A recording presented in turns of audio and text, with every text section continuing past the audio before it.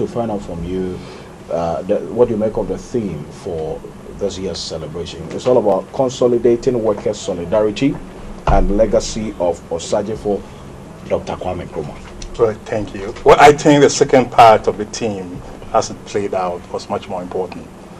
I mean, to be honest with you, I don't really think that these teams, I mean, of course, ritualistically, you need to have a team for each year. I don't really think that these teams themselves are particularly important.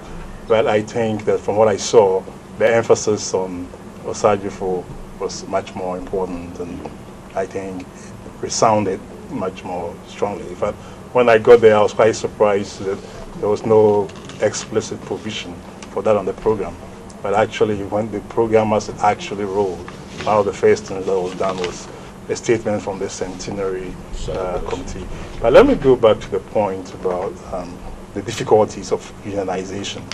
As I said, for me, actually, the really surprising thing was the president's statement that he didn't know about it.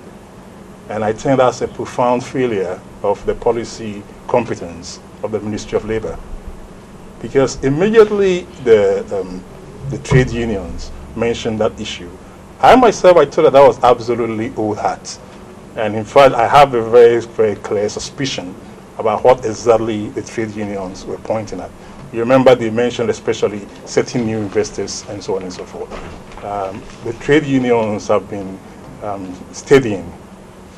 The TUC has made some quite remarkable, globally significant studies of setting new investors who have been a particular problem for the recognition of labor unions. Of course, there's always this. There have always been non-enlightened management who try to prevent unionization as far as possible. Yeah.